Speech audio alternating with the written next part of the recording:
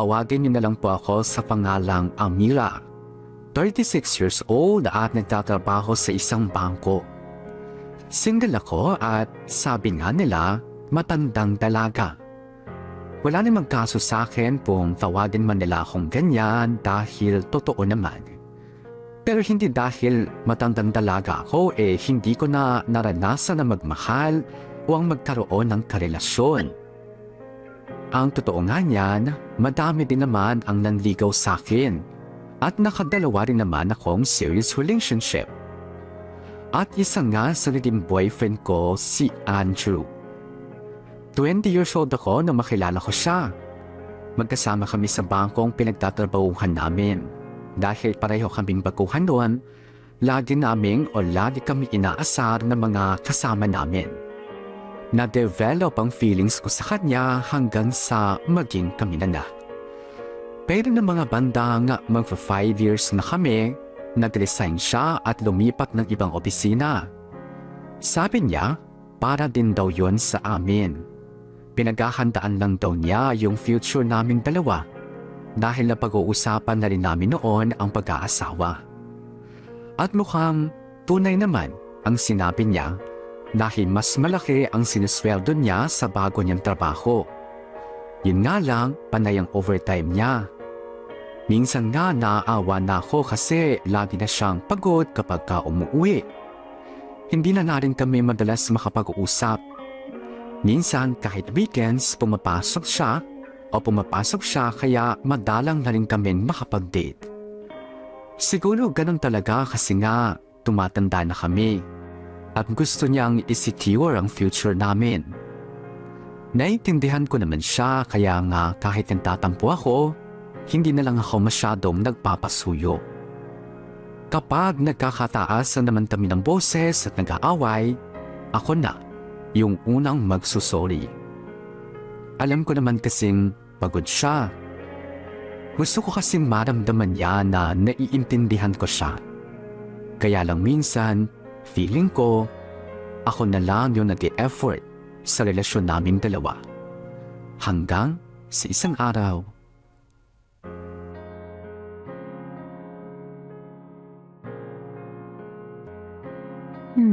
Ang tagal naman ni Andrew. Mag-aalas 9 na, hindi pa siya lumalabas ng opisina nila. Grabe talaga mag-overtime.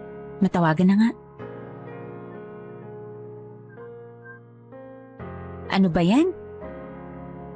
Nalobatan na naman siguro to.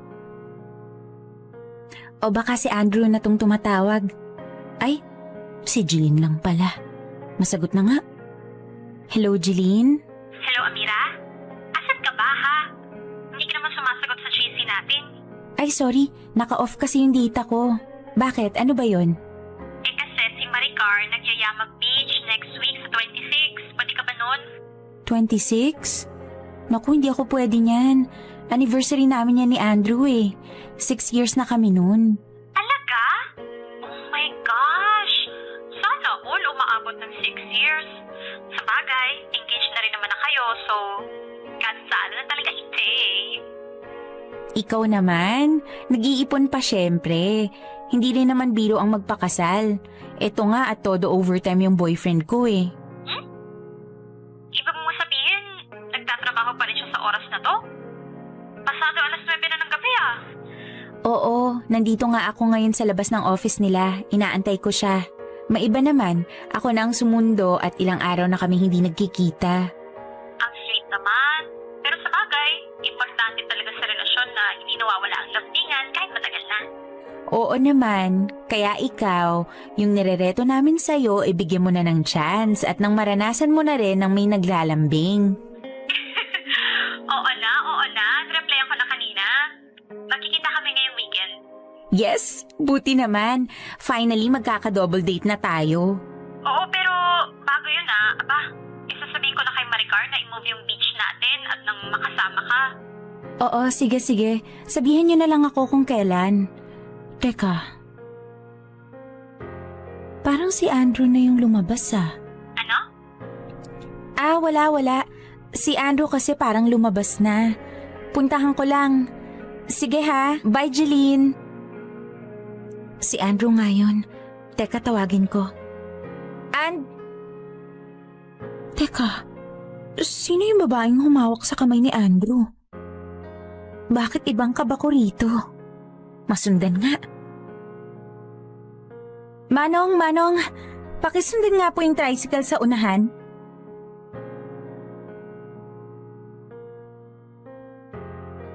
Teka, ano to? Papasok sila ng motel? Anong kalokohan kaya ginagawa ng lalaking to? Namiss kita sobra, babe. Buti pinagbigyan mo na ako ngayon. Ang lakas mo kasing mambola eh. Kaya kahit nagtatampo ako sa'yo, napapayag mo rin ako. Tara na nga. Oo nga eh, nang makarami. Andrew! Amira? Anong ginagawa mo dito? Ikaw, anong ginagawa mo rito? Sino yung babaeng yan at bakit kayo nagpunta dito sa motel, ha? Amira, huwag ka nga sumigaw. Nakakahiya. Ako pa ang nakakahiya. Ikaw nga yung nakakahiya dyan eh. May karelasyon ka tapos magdadala ka ng babae sa motel? Niloloko mo ba ako, ha? Gano'ng katagal na? Tumigil ka na nga. Huwag ka dito mag-eskandalo. Babe, sino ba yan? Napaka-iskandalosa naman yan. Hoy, babae. Wala kang karapatang sitahin ako dahil ako lang naman yung mapapangasawa niyang lalaking kasama mo. Anong mapapangasawang sinasabi mo dyan? Girlfriend ako ni Andrew. Ah, talaga ba? Ganon na ba kayo katagal, ha? Kasi kami ni Andrew 6 years na kami. At nakikita mo tong nasa daliri ko, ha? Sing-sing yan na binigay sa akin nung nag-propose siya ng kasal. Ano? Anong sinasabi mo? Andrew, totoo ba yon ha? Babe, sandali lang. Huminahon ka muna. Magpapaliwanag ako. Teka nga, Andrew. Bakit ka ba sa kanya magpapaliwanag? Ako tong legal mong karelasyon. Kung merong dapat makarinig ng paliwanag mo dito, ako yon. Doon nga tayo mag-usap, Amira. Ano ba kasing ginagawa mo rito, ha? Hindi ba ba halata? Sinundan ko lang naman kayo ng babaeng yan. Kanina pa akong nasa tapat ng opisina nyo dahil gusto kitang makita. Gusto kitang isurprise dahil ilang araw na tayo hindi nagkakasama. Pero ako pala yung masusurprise dahil makikita kitang may ka-holding hands na iba tapos dumiretso pa kayo sa motel. Ang kapal na mukha mo, Andrew! Amira, pwedeng huminahon ka nga. Pinagtitinginan na tayo, oh. Wala akong pakialam. Nagtiwala ako sa'yo, Andrew. Kasi sa lahat ng lalaki, iba ka. Pinaniwala mo ko na may plano ka para sa relasyon na to. Kaya kahit nagkukulang ka na ng oras sa akin, iniintindi kita. Kasi sabi mo, yung sakripisyo mong yan para sa future natin. Pero lang yan naman eh. Anong future yung pinagsasasabi mo? Pinaglololoko mo lang pala ako eh. Umuwi ka na lang. Ang kapal ng mukha mo. Hayop ka. Ipagtatabuyan mo pa ako? 6 years, Andrew. 6 years ng buhay ko binigay ko sa'yo kasi sabi mo, para tayo sa isa't isa. Sabi mo, kahit gano'ng kahirap hindi tayo susuko. Pero hayop ka. Niloko mo ako. Tama na nga yan. Huwag ka nga dito magwala. Hayop ka talaga. May pasing-sing-sing ka pang nalalaman? Propose, ano? Para hindi ko mahalata na niloloko mo ako, hayop ka? Andrew, ano ba? Hindi pa ba tapos yan? Sandali na lang, babe. Umuwi ka. Yang sampal na yan. Kulang pa yan sa tindi ng sakit na nararamdaman ko ngayon. Sinusumpa ko, Andrew. Hindi ka magiging masaya kahit kailan sa buhay mo. Kahit makailang babae ka pa, walang magtatagal sa iyong hayop ka. Mamamatay kang miserable. Tapos na tayo. 10 taon na ang nakakalipas simula nung naghiwalay kami ni Andrew. Pero hindi ko pa rin malimutan ang pangyayaring yun. Aminin ko, medyo na-trauma ako dahil doon. Pakiramdam ko lahat ng lalaki kagaya niya. Wala nang matino sa panahon na yun. Lahat manloloko. Kukuhanin yung tiwala mo, tapos sa dulo, iiwan ka rin. Bitter na akong bitter pero yun ang nararamdaman ko. Lumipas nga ng ganun-ganun na lang ang mga taon hanggang sa yung mga kasabayan ko ay may mga asawa at anak na. Gaya ng kaibigan kong si Jeline, na akala ko tatandang dalaga pero nakapangasawa o napangasawa yung lalaking nireto ko sa kanya. Nakita ko namang mahal na mahal nila ang isa't isa. Hindi naman sa naiinggit ako pero kung papipiliin ako, mas gugustuhin ko na lang na magkaanak kaysa magkaasawa. Ay, sa wakas, nakabalanse rin. Oo nga makakabawi na rin. O paano, una na ako. Teka, Amira, sa amin ka na sumabay Susunduin ako ng asawa ko Sige ba? Okay yan para tipid na rin sa pamasahe. Ay, teka pala, Amira. Anong balita dun sa nireto ko sa'yo? Yung college friend ko na successful engineer na ngayon?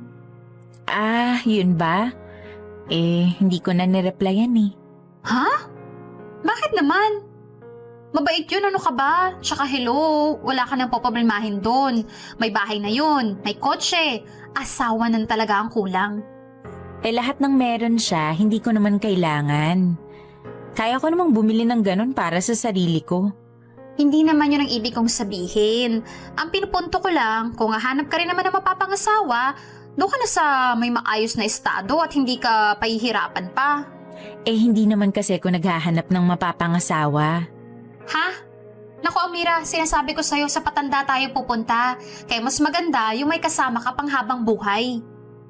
Alam mo, hindi porket may asawa na, sigurado ka nang may kasama kapag tanda. Oo, siguro. Totoo din naman, pero at least, 'di ba? Habang lumilipas ang panahon, may katuwang ka sa buhay. Ayaw mo ba nung kapag ganyang gagabihin ka sa trabaho, may mister kang susundo sa'yo? Tapos kapag stress ka na sa buhay, may yayakap sa'yo. May katuwang ka sa pagharap ng problema. Ay nako, Jeline, buti kung lahat ng lalaki kagaya ng asawa mo. Siguro wala nang babaeng single ngayon. Tapatin mo nga ako, Amira. Ikaw ba hindi pa nakaka-move on dun kay Andrew? Ano? Aba, biruin mo 10 years ago pa kayo nag-break pero after niya, hindi na kita nakitang nakipag-date o nakipagkilala man lang sa ibang lalaki. Nag-pandemic na't lahat-lahat single ka pa rin. Ano ka ba? Walang kinalaman si Andrew sa pagiging single ko. Choice ko to, Jeline. Tsaka, okay naman ako. Masaya naman ako. Kung papipiliin ako sa pag-aasawa o sa pagkakaroon ng anak, mas pipiliin ko na lang magkaanak.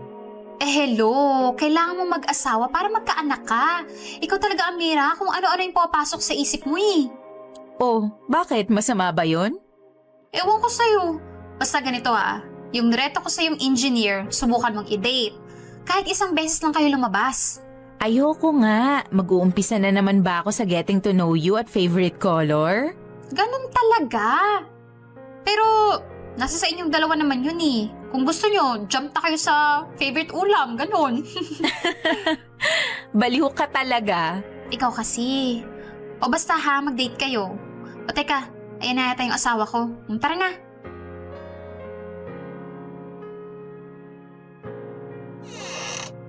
Oh, Amira, anak, andyan ka na pala. Hi ma, sorry ginabi kami. May tinapos pa kasi ako sa trabaho. Kumain na po ba kayo? Hindi pa hinihintay kita. Mag-aalas 8:30 na po Dapat kumain na po kayo kanina at iinom pa kayo ng gamot. Dalawa na nga lang tayo dito sa bahay, magsosolo pa tayo kumain. Ako na po ma. Kayo na po ang maupo dyan. Ay nako, ikaw talagang bata ka. O siya, sige na, maghain ka na. Ay ma nga pala, may pa-vaccine yung mga senior citizen. Ipapalista ko na kayo Gusto nyo ba? Naku, wag na. At mahirap. Baka sa halip na rayuma lang ang sakit ko makaramdam pa ako ng iba. Safe naman daw po yun ma. Ay nako, wag mo na ako pilitin at alam mo ba, yung kapitbahay natin diyang si Aling Ising, ibigla na lang daw ng hina nung maturukan ng bakuna na yan. Iba naman po kayo doon. Pero sige po, hindi ko na kayo pipilitin at baka ika-stress nyo pa. O kain na po. Ngayong darating na Sabado, bibisita daw ang ate mo at mga pamangkin mo.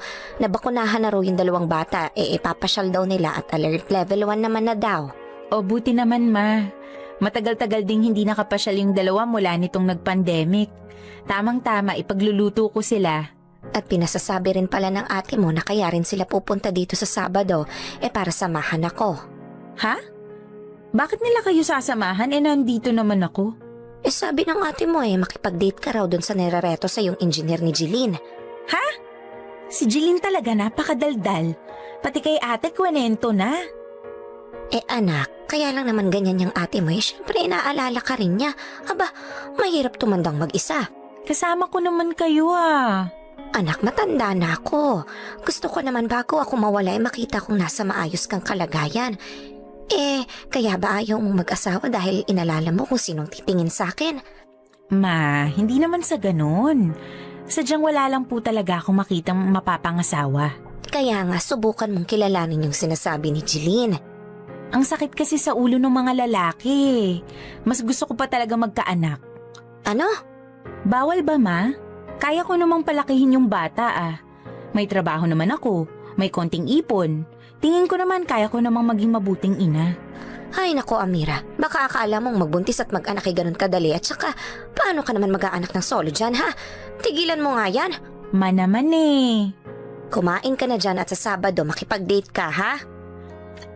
Opo na. Bakit parang ang hirap tanggapin ng ibang tao yung idea tungkol sa pagkakaroon ng anak kesa sa asawa? Para sa akin kasi ang pag-aasawa ay hindi para sa lahat. May mga tao talagang mas kaya kapag mag-isa sila. Gaya ko. Masaya na ako na sarili ko lang yung iniintindi ko. Sinecure ko na yung future ko at kumuha na ako ng mga life insurances para kung sakaling mauna ako kay mama, hindi na sila may hirapan at magkakagilap pa kung saan ng pera. Naintindihan ko rin naman yung mga taong nasa paligid ko kung bakit panay yung pag-push nila sa akin na mag-asawa na nga. Kaya minsan, sinasakyan ko na lang yung trip nila para matapos na. Nakipag-date niya ako sa nireretong engineer ni Jeline.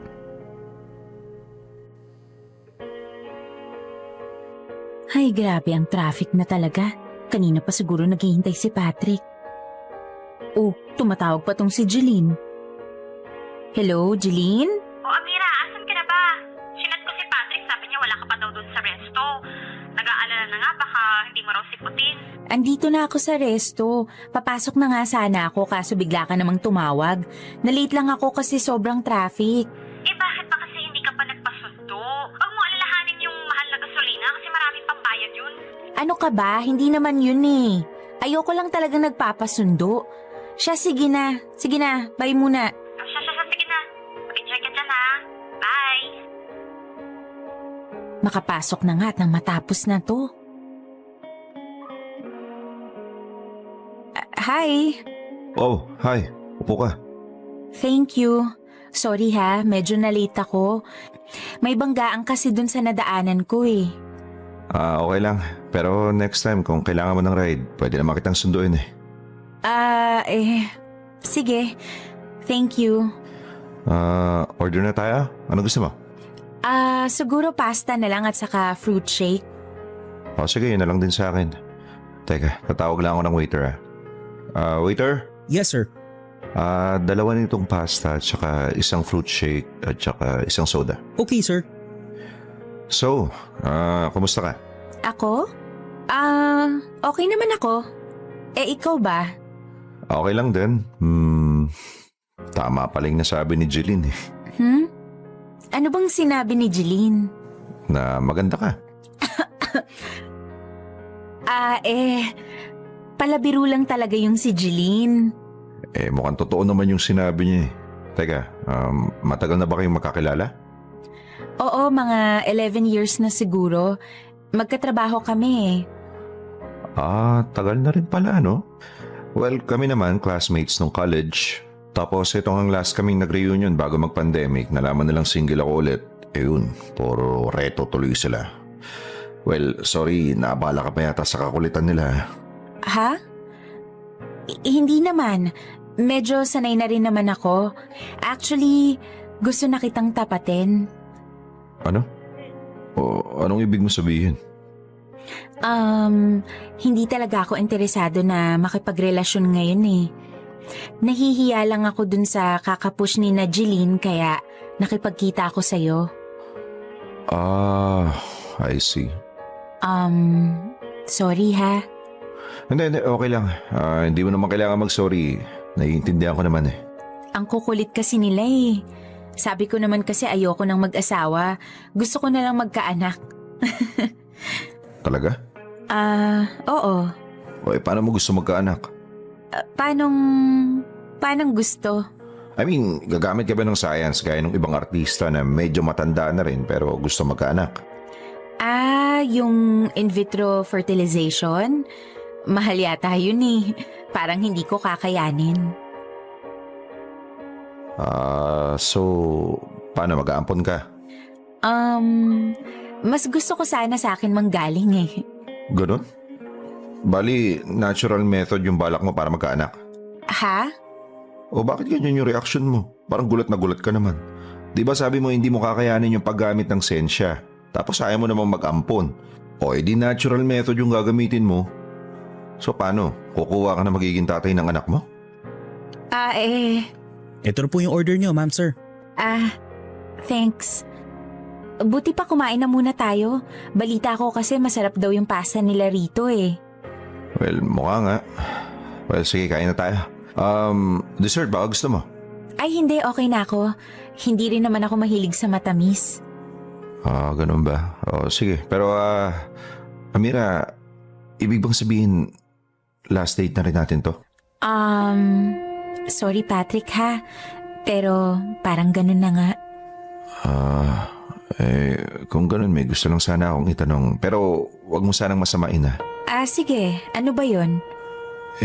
Iniisip ko lang kasi, sabi mo gusto mo magkaanak, di ba? Oo. Gusto mo ba subukan natin ngayon? Ano? Anong sinabi mo? I mean, sabi mo natural way yung paraan na gagamitin mo para magkaanak ka, di ba? Well, syempre, kailangan mo ng lalaking partner para magawa yon. Ha? Bakit ba parang gulat na gulat ka? Gano'n naman talaga gumawa ng bata, di ba? Ang sinasabi ko lang naman, pwede kong gawin yun para sa'yo. Kahit ilang beses nating subukan, willing ako. At sisiguraduhin kong lagi kang masasarapan. Ano? Ang bastos mo ah. Oh, anong bastos? Ikaw nga nag-umpisa nito, di ba? Anong ako? Kung alam ko lang na bastos ka, dapat hindi na lang talaga ako nagpunta rito. Bakit ka ba nagagalit dyan? Wala naman ako sinasabing masama. Ito yung bayad sa kinain ko. Salamat na lang pero uuwi na ako. Huwag na sana kitang makita kahit kailan. Nabastusan talaga ako sa mga binitawang salita ni Patrick. Kulang na lang sabihin niya sa akin na magmotel na kami at ikakama na niya ako. Oo, gusto kong magkaanak pero hindi naman ako magpapabuntis sa kung sino lang. Pagka-uwi ko nga sa bahay, nandun pa sina ate kaya sunod-sunod ang tanong nila kung kamusta ba ang date ko. Hindi ako nagkwento at dumiretso na lang ako sa kwarto. At nung humupa na ang inis ko, doon ko naisip na hindi nga pala madali ang kagustuhan ko magkaanak. Paano ko nga pagagawin yun? Paano nga ba ako mabubuntis kung wala naman akong partner? Sumuko na nga ako sa larangan ng pag-aasawa. Pati pa naman sa kagustuhan kong maging ina, dapat ko na rin bang sukuan? Hindi ko na ikinwento ang detalye kay Jeline kung bakit hindi kami nag-workout ni Patrick. Basta ang sabi ko sa kanya, ayoko na munang makarinig ng paglareto. Masaya na ako maging single. Hanggang sa nagkita nga ulit kami nung kapitbahay namin galing sa abroad, si Marco. Matanda na siguro siya sa akin ng 2 taon. Mukha naman siyang matino. Nung hindi pa siya nag-abroad, tumutulong siya sa negosyong LPG ng mga magulang niya. Madalas siya yung nade-deliver sa bahay namin kaya kilala siya ni Mama. At one time pa nga, tinutokso ako ni Mama sa kanya pero sabi niya may girlfriend daw siya at that time. Hanggang sa nabalitaan na lang namin nung mga bandang 2019, nakalipad na daw siya pa-abroad. Bala ko niyang umuwi ng 1 taon pero dahil nga sa pandemic, na-delay ang pag-uwi niya at ngayong taon na lang ulit nakabalik sa Pilipinas.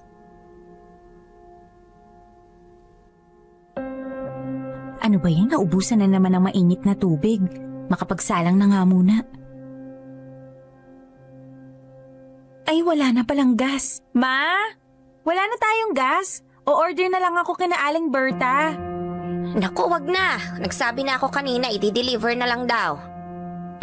Okay, sige po. O, baka ito na yon. Teka, buksan ko tong pinto.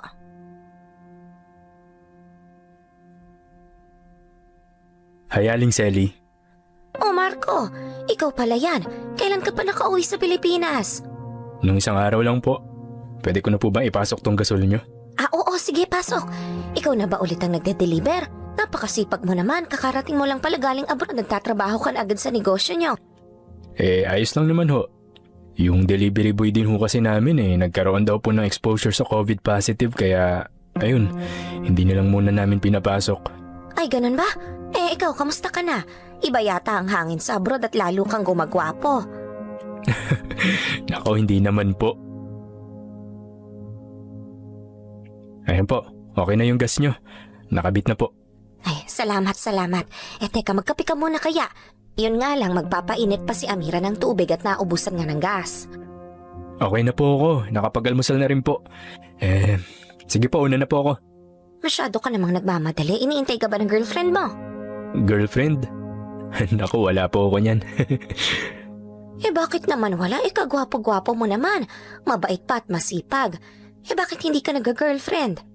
Hindi ko na ho naasikaso at medyo busy rin ho Ganun ba? Naku, pareho kayo nitong anak kong si Amira.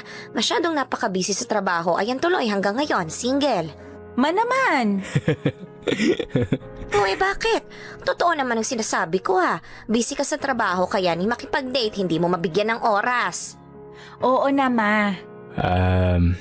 Sige po, mauna na po ako. Salamat ho. Teka Marco, kung wala ka pang girlfriend, di ang dami mo sigurong nakaka-date ngayon, no? Po? Naku, wala po. Wala na po akong planong maghanap ng girlfriend. Anak na lang ho gusto ko. Papaano ka nga mag-aanak kung wala kang ang asawa? Kayo talagang mga kabataan kung ano-ano mga naiisip niyong kalokohan. Ma! Sige po, mauna na po ako. Salamat ho.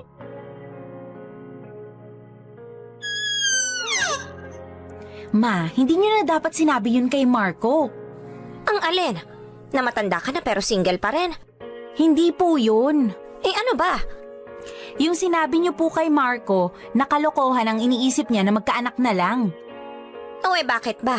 Totoo naman ang sinabi ko kayong mga kabataan kung ano-anong naiisip. Hindi porke gusto nyo ng anak basta-basta yung tutubo dyan sa harapan nyo. Tsaka anong pamilya ang mabibigay nyo sa bata kung walang nanay at tatay? Ay nako. Ay, opo na. Sige na, kayo na tama. Makapagluto na nga lang ako ng almusal. Baka humaba pa tong discussion na to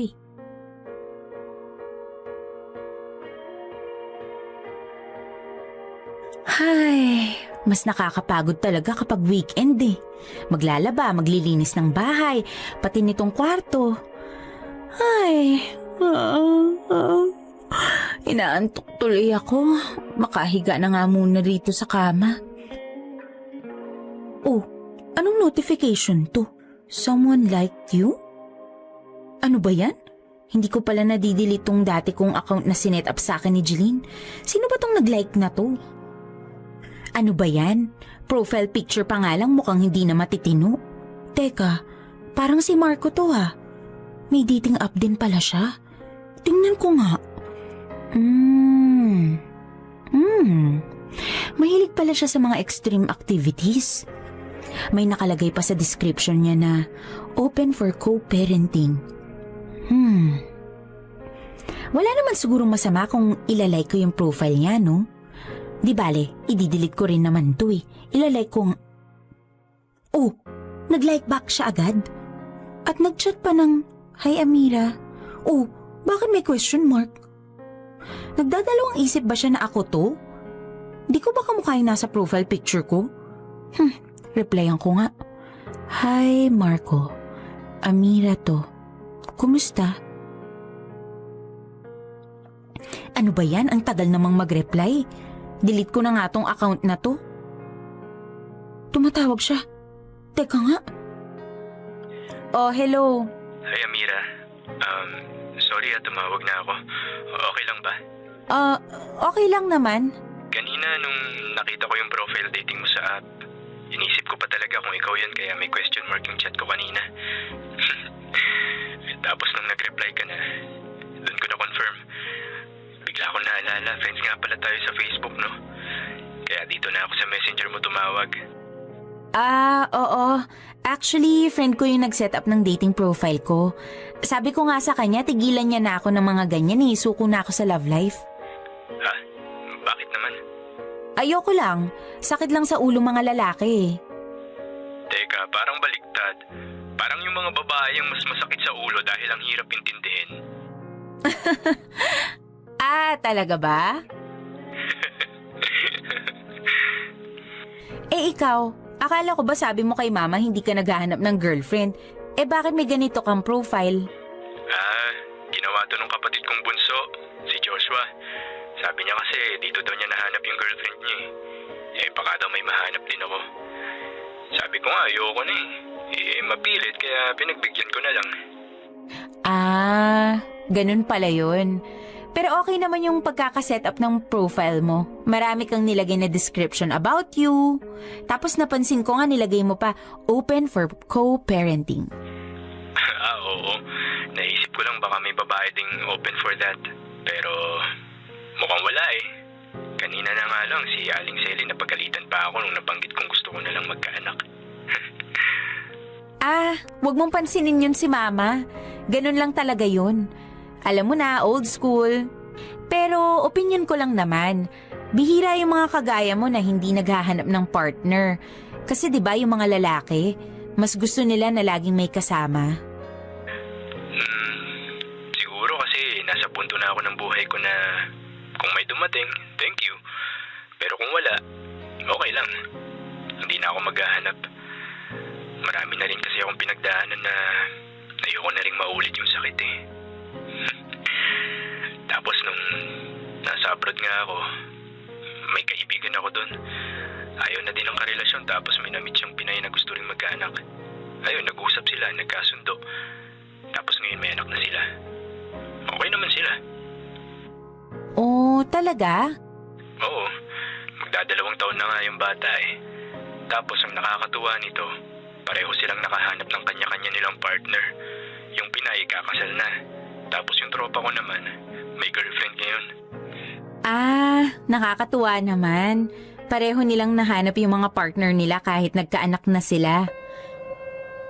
Hello? Hello? Marco? Hello? Hello, Marco? Nandyan ka pa ba? Hello? Amira? Sorry, tinatawag kasi ako ni Papa May papaayos yata sa bodega. Ay, ganun ba? Sige lang, asikasuhin mo muna yan. Sige. Pero kapag hindi ka busy mamaya, tatawag ako ulit. Sige lang, bye.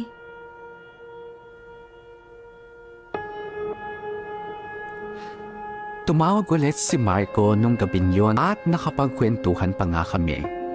Sa tono ng usapan namin para kaming close na magtropa kahit hindi naman kami masyadong nagpapansinan sa personal. Siguro pareho lang namin kailangan ng kausap ng mga oras na yon kaya mabilis kaming nagkapalagayan ng loob. Hanggang sa na-open up ko rin sa kanya yung kagustuhan ko rin magkaanak.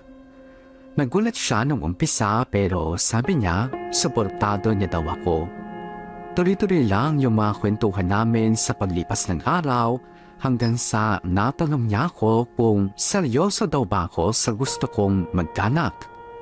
Kung oo daw, seryoso din daw siya na gusto niyang magkaanak. At kung meron man daw siyang gustong maging nanay ng anak niya, yung kagaya ko raw sana. Nung una, kinabahan ako pero naisip ko na kung tutuusin, matinong tao si Marco at magiging matinong tatay din siya. Hanggang sa nag-usap na kami ng masinsinan. Gumawa kami ng kasunduan na pinirmahan namin pareho at nagpa-check up din kami. Sabi naman ng doktor, pareho naman kaming posible pang magkaanak. Napagkasunduan namin na isang beses lang namin susubukang magkaanak pero kung walang mabuo, walang makakaalam ng nangyari. At naganap nga ang gabing matagal kong pinaghandaan. Napaka-gentleman ni Marco at hindi ko naramdaman na Nabastos niya ako sa ginawa namin. Pagkatapos nga noon sobra akong kinabahan. Nagdalawang isip kung tama ba yung desisyon ko. Pero wala eh. Nangyari na ang lahat. Hanggang sa lumipas ang 1 buwan at nung magsi 7 days delayed ako, nagdesisyon akong mag-pregnancy test. At dun ko na lamang hindi kami nakabuo ni Marco. Kinabukasan, dinatnan din ako. Sinabi ko yung tagad kay Marco. Sobra akong nalungkot pero ramdam ko yung suporta niya sa akin. Palagi pa rin siyang nag-chat kahit hindi ko siya masyadong nire-replyan. Ay, salamat. Natapos din dito sa report na to. Nga pala, Amira, yung hinihinging data ni Sir, nabigay mo na ba sa kanya? Hoy, Amira! Ay, ano yun? Bakit tulala ka na naman? Wala. May iniisip lang ako. May sinasabi ka ba kanina? Tinatanong ko kung nagawa mo na yung report na hinihingi ni boss. Ay naku, hindi pa. Di bale, gagawin ko na lang bukas. Inuna ko kasi itong isang report para dun sa meeting bukas eh. Bukas? Di ba nag-email kanina na reschedule daw yung meeting next week? Talaga ba? Naku, hindi ko napansin. Ano bang nangyayari sa'yo, Amira? Napapansin ko kasi itong mga nakaraan parang lagi kang tulala tsaka malungkot. May pinagdadaanan ka ba? Wala naman. Mabuti kung ganun. Pero kung ano man yung pinagdadaanan mo andito lang ako para sa'yo. Pwede mong sabihin sa akin kahit ano. Malay mo, gumaan yung pakiramdam mo. Wala to. Pero thank you sa concern ha. Pero wag mo na akong alalahanin. Sure ka ba? Pero basta andito lang ako. Anyways, tara, uwi na tayo. Sabay ka na sa amin. Wag na, mamaya na rin ako uuwi. Baka i-overtime ko na rin yung report. Wag na, bukas mo na gawin yan. Tutulungan kita. Ang mabuti pa, umuwi ka na tapos magpahinga ka na maaga para makapag-relax ka at wag kang mag-overthink. Oo na. O siya, tara na. Wag na nga, mauna ka na. Maya-maya na ako uuwi. O siya, sige, mauna na ako at kanina pa nandiyan yung sundo ko. Bye, Amira! Ay, ano ba tong nangyayari sa akin? Masyado yata akong apektado sa mga kaganapan. Tapos wala naman akong masabihan. Si Marco nagchat na naman. Hindi ba niya maramdaman na iniiwasan ko siya? Ano bang mukha yung ihaharap ko sa kanya? Simula nung may nangyari sa amin, ang dalas ko siyang mapaginipan.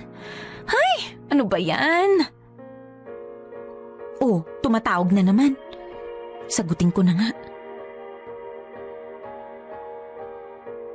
Hello?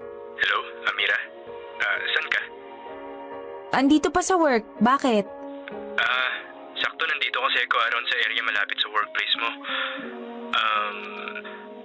Okay lang ba sa'yo kung isabay na kita pa uwi? Dala ko naman yung sasakyan ko eh. Ha? Wag na. Ano kasi, mag-o-overtime ako. Ganun ba? Di, hintayin na kita. Ha? Naku, wag na Marco. Nakakahiya naman sa'yo, gagabihin ka pa. Okay lang, wala naman akong gagawin eh. Tsaka kung mag-overtime ka at gagabihin ka, mahihirapan ka na makahanap ng sasakyan. Wag mo na akong hintayin, Marco. Sanay naman ako mag-isa eh. Okay lang talaga ako, promise. Kung yan ang gusto mo, edi sige, bahala ka. Basta ako, hintayin kita dito. Ha? Ikaw talaga ang kulit mo. Makulit ka rin eh. Siya, sige na nga. Lalabas na ako. Sandali lang, aayusin ko lang yung gamit ko ha. O sige, hintayin kita dito ah.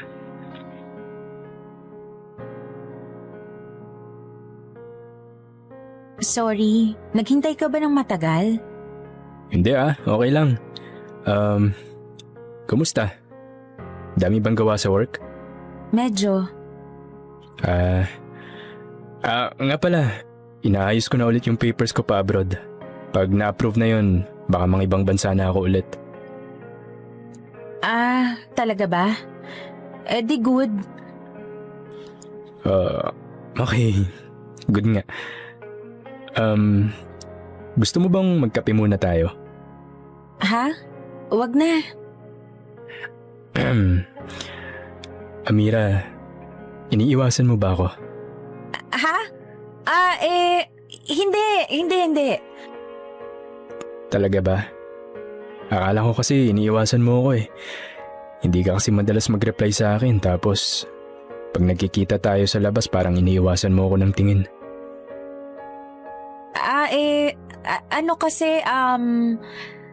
Ang totoo niyan, Marco, nahihiya ako sa iyo eh. Ha? Bakit ka naman mahihiya sa akin? Ewan ko. Hindi ko alam pero kasi siguro dahil dun sa nangyari sa atin tapos yung expectation ko na makukuha natin yung gusto natin pero nagkamali pala ako. Feeling ko kasalanan ko kaya hindi mo nakuha yung gusto mong anak. Amira, ilang beses ko bang sasabihin sa'yo na hindi mo yun kasalanan? Walang may kasalanan sa atin. Siguro, sadyang hindi lang talaga para sa atin yun. Kaya, please, wag mo nang sisihin yung sarili mo.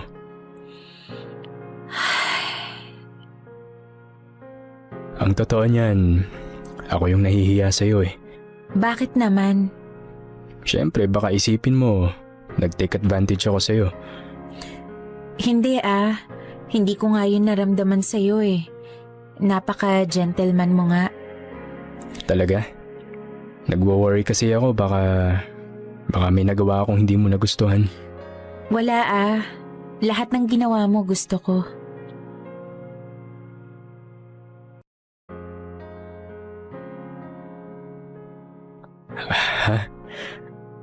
Ha? Wala. Sorry. Kung ano-ano yung nasasabi ko. Medyo sabaw kasi ako ngayong araw na to eh.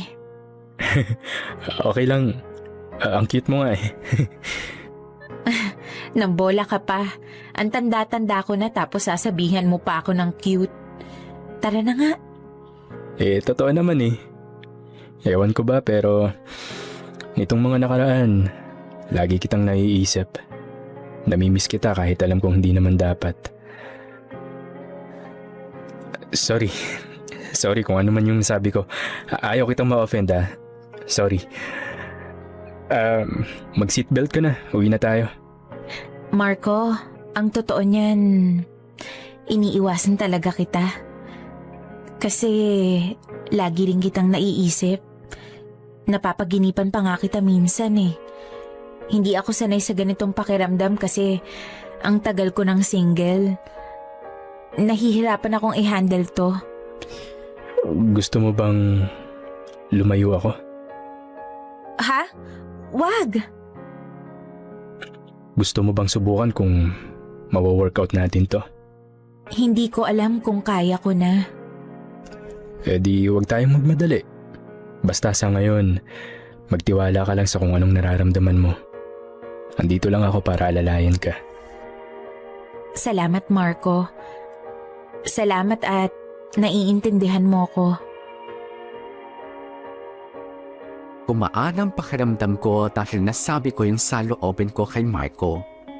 Dumaan kami sa coffee shop pagkatapos noon at nakapagkwentuhan pa ng mas maraming bagay. Para kaming nagde-date. Pareho kaming masaya.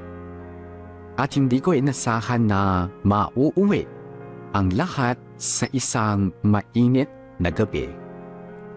May nangyari sa amin pero ibang-iba to kumpara sa unang beses naming ginawa.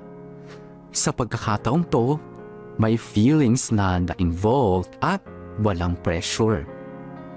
Pagkatapos nga nun, palagi na kaming nag-uusap ni Marco hanggang sa naging busy na rin ako.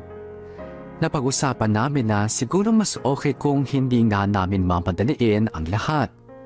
Baka nabibigla lang kami sa nararamdaman namin. Maayos namang kausap si Marco at talagang napakabait niya. Lumipas pa nga ang mga araw at may iba akong nararamdaman sa katawan ko. Parang lagi akong pagod na hindi ko maintindihan. Siguro ganito talaga Ganito talaga kapag tumatanda na.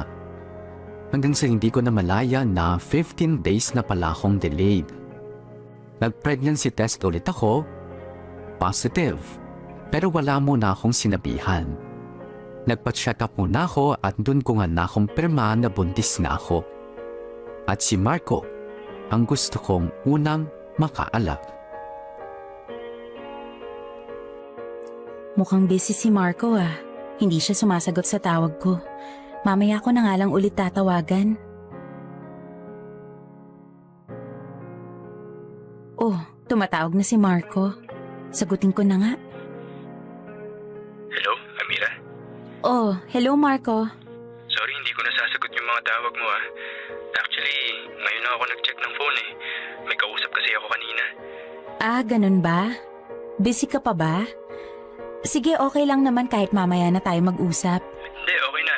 Tapos na kami mag-usap. Actually, nandito na ako ngayon sa agency ko. Na-approve na yung mga documents ko at pumirma na rin ako ng kontrata. Sa isang araw, lilipad na ako. Ha? Ang bilis naman. Oo nga eh. Naghahabol daw kasi ng tao yung employer ko. Ang gusto nga, bukas lumipad na raw ako dun eh. Sabi ko, bigyan naman ako ng isang araw para makapag-ayos ng mga gamit. Tsaka para makapagpaalam din ng maayos sa pamilya ko. Edi, buti naman kung ganun. Good luck sa'yo sa abroad ha. Salamat. May problema ba, Amira? Parang ang tamlay ng boses mo eh. Masama ba pakiramdam mo? Hindi. Okay lang ako. Eh, bakit ka pala tumawag? Wala naman. May sasabihin lang sana ako. Ano yun? Kaya talaga ako tumawag sa'yo kasi gusto ko lang malaman mo na magiging tatay ka na. Ano? Sabi ko, magiging tatay ka na. Magkakaanak ka na. Ano? Anong sinabi mo? Magkakaanak na ako? Ibig sabihin buntis ka? Magiging tatay na ako? Totoo ba yan? Oo nga. Nagpa-check up ako kanina at na-confirm ng doktor na buntis nga ako. Grabe, Amira. Sobrang saya ko. Teka. May sinabihan ka na bang iba? Wala pa. Ikaw pa lang. Pero plano kong sabihin kay Mama. Makikiusap na rin sana ako sa'yo na huwag mo munang sabihin sa iba. Oo naman. Huwag kang mag-alala. Nga pala, may gusto ka bang kainin? Bibilhan kita. Pauwi na rin naman ako eh. Wala. Okay lang ako. Sige na, bye na muna. Ingat pa uwi. Hay nako. Hay, si Marco talaga oh. Pero paano ko kaya sasabihin to kay Mama? Amira, halika na dito sa mesa, kakain na tayo. Amira! Opo. Oh, maupo ka na dyan at kakain na. Ma? Ano? Sina ate ba pupunta rito this weekend? Hindi yata, bakit? Wala naman po. Ma? Ano ba? Mamamalengke po ba kayo bukas? Hindi naman, may mga pagkain pa naman sa ref eh. Bakit, may ipapabili ka ba sana? Wala naman po. Ma? Ano ba yun ha? At kanina ka pa manang madyan? Buntis po ako. Ano? Buntis po ako, Ma. Magiging nanay na po ako. Ikaw nga, Amira, huwag kang nagbibiro ng ganyan. Baka akala mo yung mga pinagsasabi mong yan ay nakakatuwa. Paano ka naman mabubuntis wala ka namang asawa ni wala kang boyfriend? Seryoso po ako, Ma. Buntis po ako. Ano? Paano nangyari yan, ha? May boyfriend ka na pala, hindi ka naman nagsasabi sa amin. Tapos ngayon sasabihin mo buntis ka. Bukas na bukas dalhin mo dito yung boyfriend mo. Ma, mag-relax nga po muna kayo. Paano naman kasi nakakabigla yung balita mo? Ay. Kaya nga, Ma. Uminom ka muna ng tubig, oh. Ang totoo niyan, wala po akong boyfriend. Paano nga nangyari yan? May kaibigan po ako at nagkasundo po kami para maging magulang ng batang to. Sino nga yung kaibigang mong yan, ha? Si Marco po. Si Marco po yung tatay ng dinadala ko. Si Marco? Yung anak ni Berta? May lokong bata pala yun, ah. Akala ko mabait yun pala, wawalang yain ka lang. Asan yung Marco na yan, ha? Ma! Please, huminahon ka nga muna. Kaya tayo hindi nagkakaintindihan eh. Lagi kayong pasigaw. Eh paano hindi ako sisigaw? Bigla mo na lang sasabihin sa akin na buntis ka. Tapos tatay si Marco, hindi ko nga kayo nakikitang nag-uusap dito. Kaya nga po nagpapaliwanag ako eh. Ma, ginusto ko po ito. Ginusto po namin ni Marco to. Matino po siyang lalaki at never po niya akong binastos. May usapan na po kami kung paano kami magiging magulang sa batang to.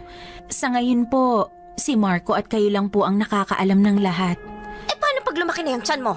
Paano kapag nakita na yan ng mga kapitbahay? Alam nilang wala ka namang asawa. Ano na lang sasabihin nila sa'yo na kung kailan ka tumanda saka ka nagloko? Ma, wala naman po akong pakialam sa sasabihin ng ibang tao eh. Buhay ko po to at desisyon ko po yung masusunod. Kaya hindi naunlad ang Pilipinas eh. Pati buhay ng may buhay pinapakialaman. O tapos ngayon sumasagot ka na rin sa akin. Buong buhay ko wala akong inisip kundi ang kapakanan yung mga anak ko. Tapos ganito ang igaganti nyo sa akin? Hindi nyo na yata talaga ako nire-respeto eh. Bahala na kayo. Ma, buksan ko yung pinto ah. Ma, may dala pala akong tsaa dito. Inom muna kayo. Salamat.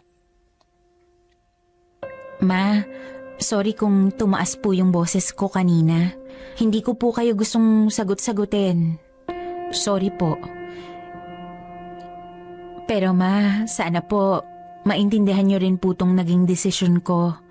Wala naman po akong paki talaga sa iisipin ng iba.